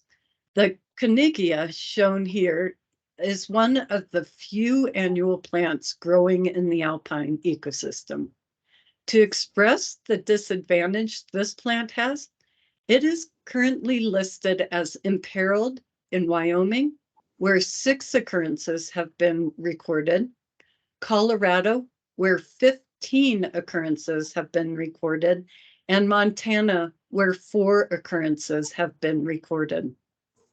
A perennial plant can just add to what's already established, depend on that stable root system, and is able to survive a summer without flowering if the season is particularly bad. Some alpine plants are 10 to 15 years old before they ever flower. The old man of the mountain shown here typically spends its first 6 to 8 years of life producing only leaves and storing the reserves in its thick underground taproot. When enough carbohydrate accumulates, floral buds develop, and the following summer, the plant blooms, the seeds mature, and the plant dies. Unlike sunflowers at lower elevations, which are annuals, the alpine sunflower compensates for those short, cold summers by being long-lived perennials. Another way the alpine buttercup improves its chances of survival is by using the intense ultraviolet radiation available in the alpine to its advantage. I mentioned before that the production of viable seeds requires heat. So can you see how shiny the petals are on this little plant? This amazing little plant is using those shiny petals to reflect the sunlight onto the developing seeds and can raise the internal temperature of its flower 12 to 14 degrees Fahrenheit. This also attracts pollinators who seek out that warmth. The viviparous bistort has the potential to reproduce in 2 ways. These plants form vegetative bulbils along their spike and white flowers at its tip.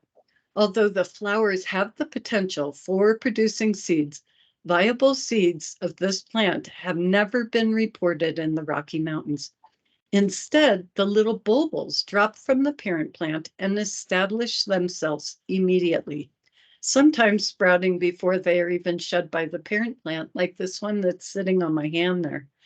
These plants essentially give live birth. There are whole habitats that exist in the alpine environment known as cushion plant communities. These plants are the perfect example of leaf and flower adaptations in alpine plants. The small, low-growing mats allow the wind to flow over them, much as the wind flows over an alpine wing, airplane wing. At the same time, there's maximal exposure of the leaf surface to photosynthesis. Temperatures are often several degrees higher on the inside of the cushion plant than they are on the outside. The colder it is outside, the greater the difference. The outer parts of the cushion plants will actually slow the impact of the wind on the inner parts and reduces that drying effect. The tightly packed branches also cause the plant to catch blown-in dirt, which together with the old leaves absorbs moisture and contributes to soil building and stabilization. As Carrie said earlier, it takes 1,000 years to build 1 inch of topsoil in the alpine. So these low-growing cushion plant communities are very important in the production of soils for alpine areas. Many of the cushion plants will not flower until they reach 30 years old. At that point, they're the size of a silver dollar, and some of these plants can live more than 150 years. So the radial symmetry or rosette growth, like this big rooted spring beauty, you can tell this is summer because you don't see a lot of anthocyanins in that plant right there. And actually, this plant is showing during a wet season. So they lie very flat to the ground when they have been desiccated by winds or drought. It grows in the warmer air at the soil surface, receiving direct sunlight as well as reflected heat from underneath. There's little to no vertical separation between the leaves, especially when it is in a drought cycle. The water coming from the roots also has the shortest possible distance to travel to those leaf tips with the rosette growth. You'll notice that this plant flowers along its outer edges. That provides greater warmth from the ground and ensures those seed ripening. Succulents combined with the rosette form provides even greater protection against those high desiccating winds. This big rooted spring beauty's leaves has a waxy surface. When you see these guys, go and check out those leaves. That helps to prevent the evaporation of that precious moisture. In addition, the leaves of the plants have a profusion of interior cells that are filled with a slightly mucilaginous sap, unlike the watery sap of a lot of plants. These characteristics are really similar to desert plants like jade or aloe vera. Here are some really old cushion plants. Cushion plants that are 4 inches in diameter are 40 years old and have approximately a 6-foot taproot. The roots not only store that abundant carbohydrate necessary for growth, but also probe for deep water sources and protect that plant or anchor that plant against those constant winds. These pictured are closer to 10 to 12 inches across, making them approximately 100 to 150 years old and likely have taproots that could measure up to about 20 feet. Although a little hard to tell from this photo, these moss campions are often used as a sort of compass by mountaineers. Often the blossoms of this plant will grow on the warmer south-facing side of the cushion plant, and so can be used as a compass in those days that you get inundated by clouds or snow or whatever might hit you on the mountains. The alpine forget-me-not is my favorite little alpine plant. It is a good example of a alpine plant with dense pubescence. These plants look pale green-gray, but underneath the various coatings of the plant, it is as green as any lowland plants. Those hairs are known as pubescents. They protect the plant's stomata, which is the pores through which a plant breathes. The hairs also diffuse the sunlight, reducing both the intensity and directness of that is actually reaching the leaf surface, since light levels on the mountaintops are so much more intense than they are at sea level. Although the intense sunlight is not enough to upset photosynthesis, it can cause cell damage. Those same insulating hairs can measurably reduce the water loss. That's of immense value in the sparse alpine areas. While the hairs reflect that visible light, they actually trap heat rays, warming the surface of the plant in a greenhouse-like effect. When the alpine forget-me-not is not in bud, that little bud looks like a little elfin earmuff. Because of that furriness, the alpine forget-me-not is one of the earliest flowering plants at very high elevations. Some alpine plants, like the alpine poppy, which is a tract species, have dark hairs on their buds, which can absorb even more heat than those white hairs and help that developing flower.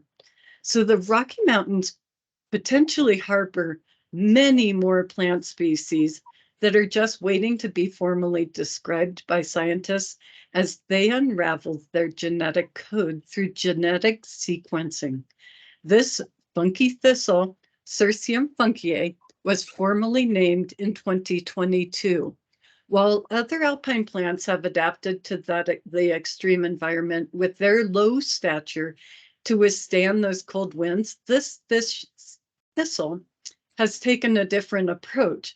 They have adapted by producing that dense woolly hair that's surrounding the flowers. The hairs help to protect the plant from the harsh cold conditions of the alpine, but the hairs do more than just protect the plant's flowers. They actually provide food for insects and insect pollinators and pica. So mosses and lichens are common in the alpine. Lichens, mosses, club mosses have minimal requirements for survival. Lichens are formed from a fungus and an alga. The fungus forms those tough outer layers, while the inner layers contain algal cells enmeshed in a fungal thread. The fungus provides the physical structure, while the algae provides food through photosynthesis. Lichens can absorb more than their own weight in water when precipitation occurs. Anyone who's traveled across a densely lichened talus slope during or shortly after a rainstorm will know just how slick those plants become. Lichens play an important role in ecosystem hydrology by retaining moisture. They also play roles in carbon and nitrogen cycling, and some of them are used by plants or animals for food and nesting materials. Lichens are at extreme risk from climate change. New studies show that the algal parts of many of the common lichens can't adapt to temperature change as fast as the Earth is warming. Scientists found that the algae in lichens can take hundreds of thousands of years to adapt to the changes in temperature that we expect to see over the course of a century. Mosses, too, are sponge-like. Mosses curl their leaves tightly against their stem when they are dry and unfold them to absorb the moisture through the whole leaf surface during rain or heavy dew. Mosses and lichens are non-vascular plants that absorb water and nutrients mainly through their leaves and harvest carbon dioxide and sunlight to create food through photosynthesis. Mosses and lichens produce using spores, not seeds, and have no flowers. Grasses and sedges are common. They have narrow leaves, not likely to be torn by the alpine winds. and their flowers are reduced to just the essentials. Okay, so now I'm going to give you a little test. Name some of the adaptations that these plants have. So we have pubescence, dwarfism, taproots, and perennial. Leaf orientation, rosette forms, succulents, taproot, preformation of buds. This one has a lot of chemical adaptations, those anthocyanins, taproots, preformation of buds. Again, preformation of buds and radiant heating. So animals are also adapted to the harsh alpine environment. Life cycles are often stretched over several seasons. The larval stages are being accomplished over several summers instead of a month. Litters and broods produced in the summer is reduced usually to one. Maturation is at a quickened rate. Physiological adaptations may occur in metabolism that make it possible to remain either part or all of the year in this rigorous environment. So insects, mosquitoes, black flies, grasshoppers, ants, ladybugs, they're extremely important as pollinators in the tundra, especially flies. But because bees are immobilized at temperatures below 50 degrees Fahrenheit, with their lower energy requirements, flies have the ability to work under restricted conditions and assume a important pollination role in the alpine region. Many insects form close relationships to one or more species of tundra plants. For example, the stone crop serves as a host for caterpillars of the Rocky Mountain Parnassian butterfly. The stone crop contains toxins that are related to cyanides that discourages most insects and mammals from eating it. The Parnassian caterpillar, however, has evolved to mechanisms within its system to successfully incorporate the toxins into their body, thus protecting the caterpillar and later the adult butterfly from being eaten by birds. Have any of you seen reptiles or amphibians in the alpine? There aren't many, and they don't stay long. The summers are so short and the temperatures stay cold enough that no cold-blooded reptiles or amphibians can usually live there. During the summer, you may see a few western terrestrial garter snakes or tiger salamanders, but it's pretty rare. The number of birds on the alpine tundra is relatively small. Most birds live only during the short alpine summer. The broad-tailed hummingbird drinks nectar from the many flowers. The white-crowned sparrow and other small birds eat the seeds produced by the alpine plants and grasses. The wide open meadows make it easy for golden eagles to soar in the wind and hunt for animals during the short summer. The American dipper bobs in and out of the alpine streams, hunting for insects and freshwater shrimp. But this is the only bird that lives on the tundra all year. It's a perfect example of Bergman's law. Animals in colder climates tend to have larger, better ratio of volume to exposed area, making it easier to maintain their body heat. The adult ptarmigan will sit out a storm in relative security. They typically nestle in the snow in a group, so those individuals lose their body heat more slowly. During the winter, the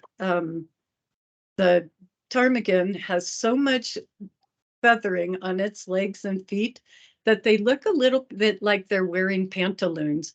That gives them both foot warmth and snowshoes for crossing across the snow. So I know that Terry hates this picture, but how many ptarmigan can you find?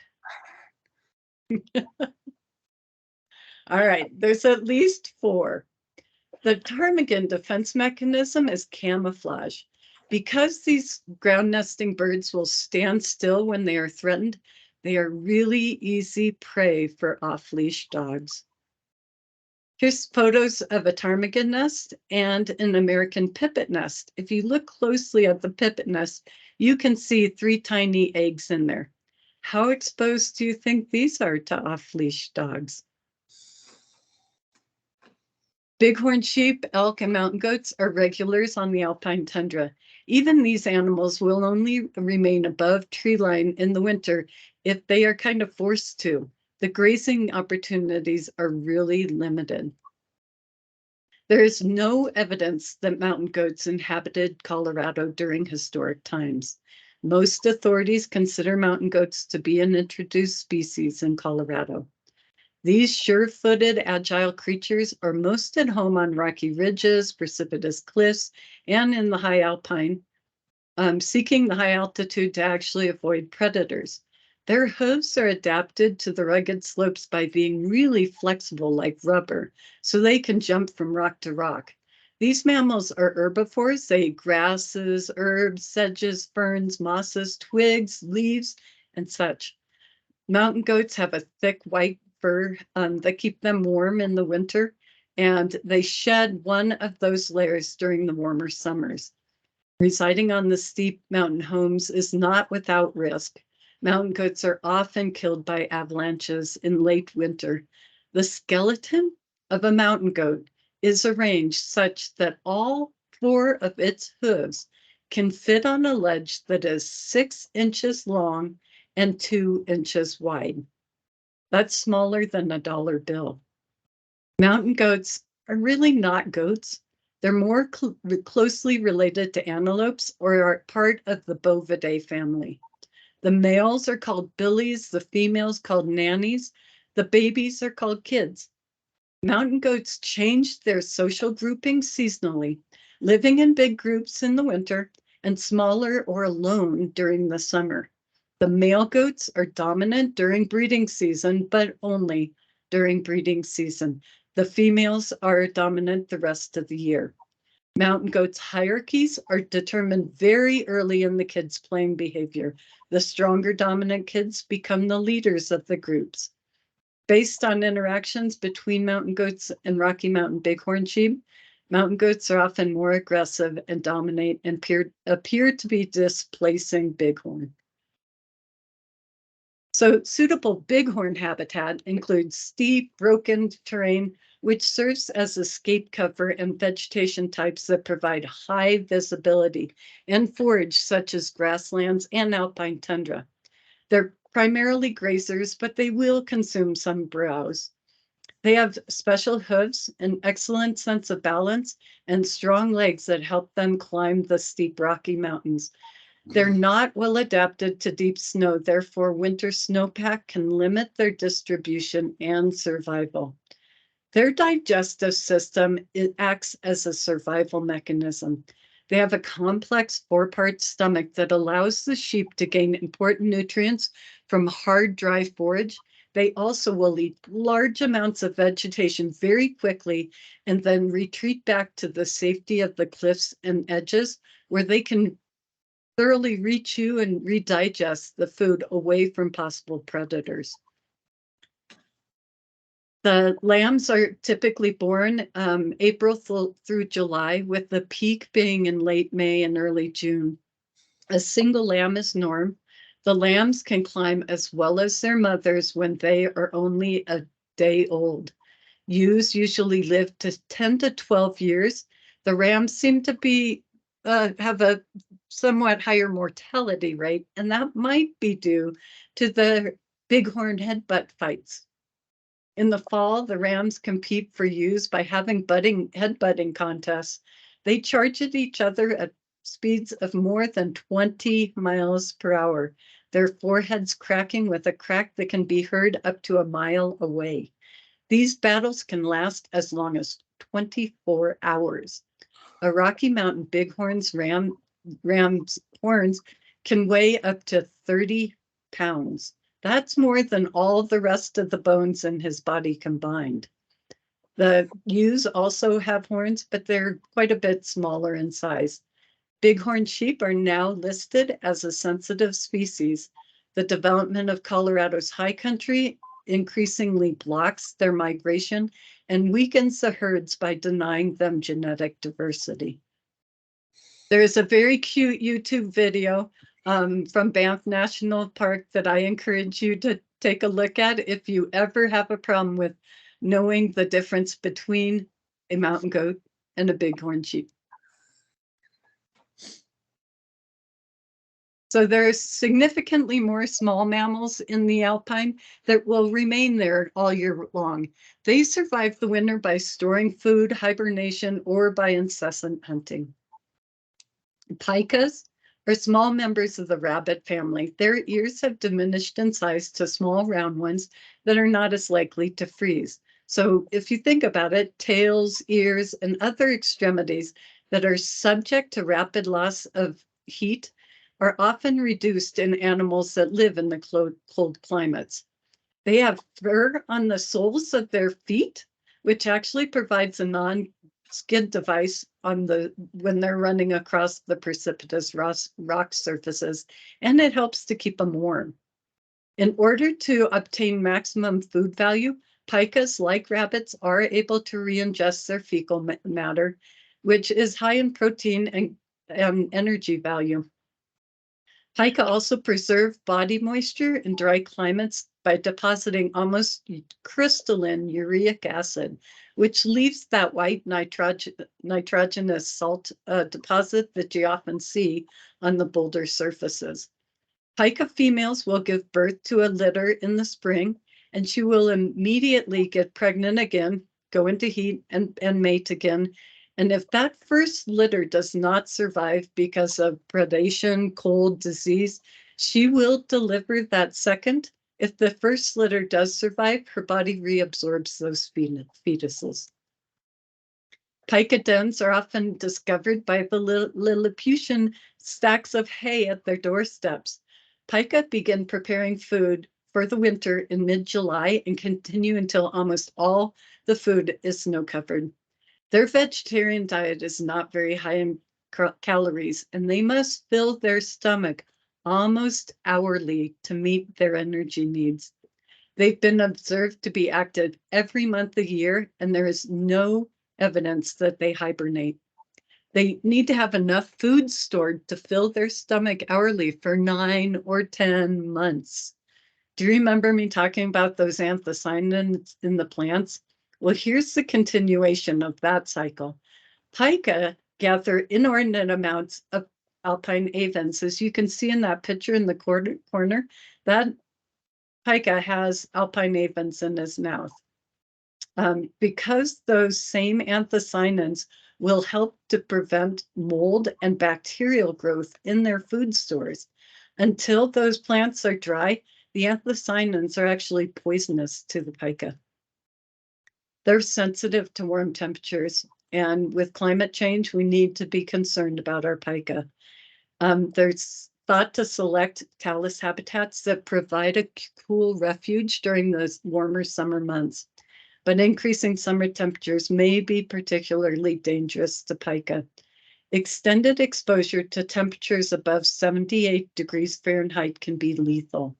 While pika can regulate their temperature by resting under the talus, increased summer temperatures can reduce their ability to collect enough food to survive the winter and reduce the juveniles' ability to leave that talus slope where they were born to find another talus patch to make their own.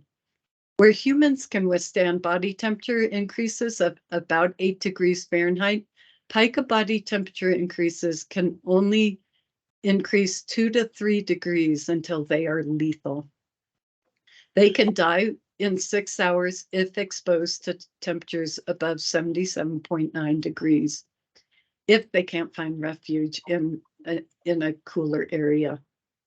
That in warmer environments, such as during the midday sun or at lower elevation limits, they typically will become inactive and withdraw into those talus openings.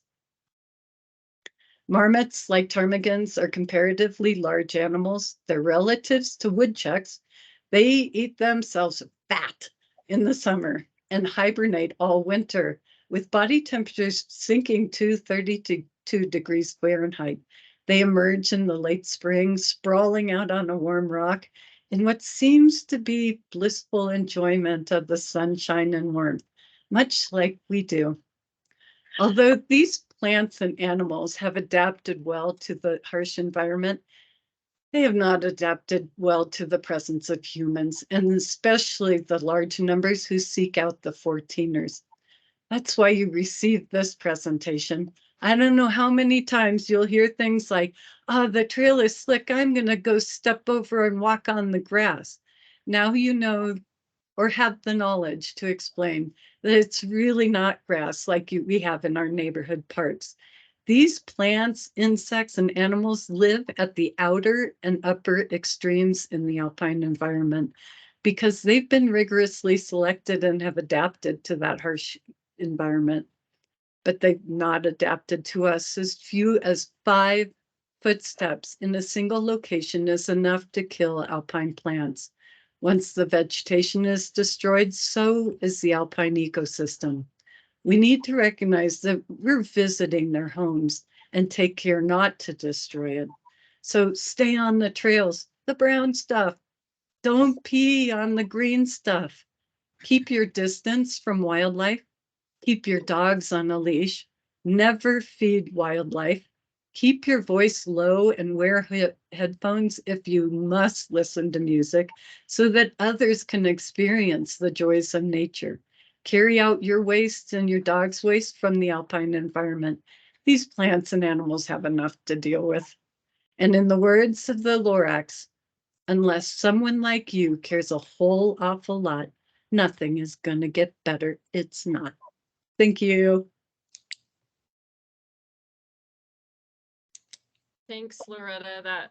That funky thistle looks like something from Dr. Seuss as well. That was pretty cool. I learned something every time during your presentation. It's always really informative. But I always say Loretta is the original Peak Steward. She's designed the vast majority of CFI's trails, and she's just a major reason that CFI exists and is successful. And we appreciate her wealth of knowledge, and we are never going to let her retire, ever. So I know that's a lot of information today, and we're a little over. Thank you so much for hanging out with us today and this afternoon. It is a great weekend to celebrate Mother Earth, I think, and we appreciate you for your time today. And I'll follow up with an email next week about getting started. There's still a lot of snow up in the mountains, and I know we're all itching to get out there, but we will get started soon. Feel free to join us in June if you want in-person training. Also, mentor dates will be coming soon. I'll bug returning stewards to get those dates on the calendar. Feel free to hang out if you have any questions.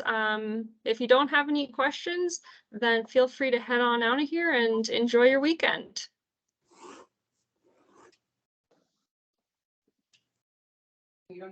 Thank you so much. Yeah, thank you. Thanks. Thank you. Peter, do you have a question? Thank you. Yes, Loretta, can you hear me? I can. Yep. I want to first commend you. You did such a beautiful job on the botanical side of your presentation, coming from a horticultural scientist. And I'd like to just relate some of what you were sharing with us about anthocyanins and plant pigmentation, and just relate it before I hang up for the rest of the group. We can relate to that with tonight's dinner salad. I have a colleague and friend at Michigan State University who is looking at LED light spectrum for red lettuce grown indoors without sun. And what we're learning is that if we up the blue LED component the week before harvest and sales, we stimulate anthocyanin production, which gives us a richer red leaf lettuce that's also more nutritious. So it was really nice to hear you talk about that in an alpine setting. And I just thought some might enjoy how we can relate some of what you're sharing with us to our daily lives. Thank you. That's super interesting. And I love to think about the light spectrum and what light is making it through the snowpack and what light is not. And I just find it really fascinating that the plants have adapted. I saw a picture the other day. Somebody took a picture of a big rooted spring beauty, and it was so dark. It was almost black. It was so dark coming up out of the snowpack. It was amazing to see that. I don't have that picture yet, but I'm hoping to get it. Hannah, all of you did a beautiful job. I'm going to do my best to try and find out how I can fit into the bigger picture, just being out there a couple of weeks each August. So thank you for the invitation and all the information. Happy Mother's Day to anyone who it's appropriate for. Awesome. Thanks so much, Thanks. Peter. We have a couple stewards that travel from out of state and they do, a couple days at a time. And so, yeah, we'd love to have you. Any other questions? Anyone? Nope. All right. Well, if that's it. I Hey, guess we Hannah, can- Yeah. Lana had a question. Oh. Is this only on Saturday/Sunday? I think she's asking about about the stewarding. training. I think maybe the training, in-person training. In-person training is on Saturday, I believe June 3rd is this Saturday. For stewarding, you can go any day of the week that you want. You will find hikers there any day of the week, especially on the Front Range peaks. You are going to find more hikers on Saturday or Sunday and Friday, really. But if that doesn't work with your schedule, go any other day of the week. We'll still run into people, definitely, especially if you're going to Bierstadt, Grays and Torreys, Mount Evans, these close range, Front Range peaks. Yeah, I was going to say, I've gone on Bierstadt a couple times, like on a Wednesday.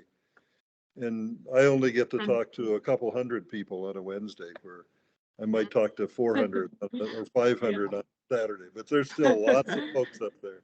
Yep. Yeah, you can still talk to a good number any day.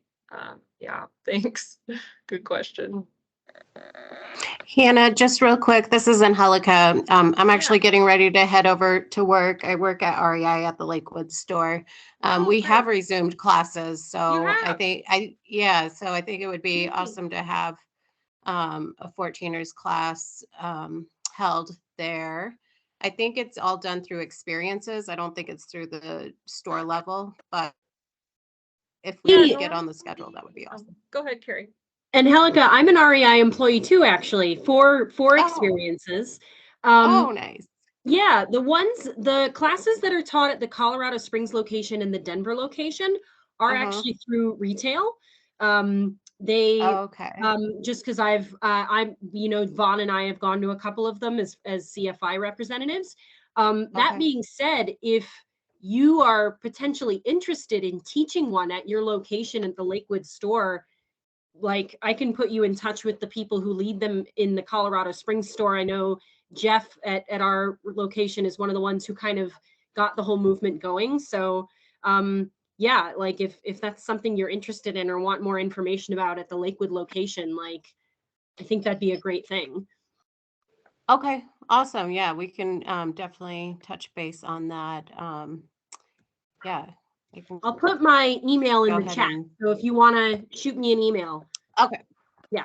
Sounds good. Thank you. Yeah, no worries. Thanks for expressing interest in that. Are those opportunities posted yet on the REI website? I feel like I just checked a couple days ago, but I've just seen the opportunities for Denver and the Springs.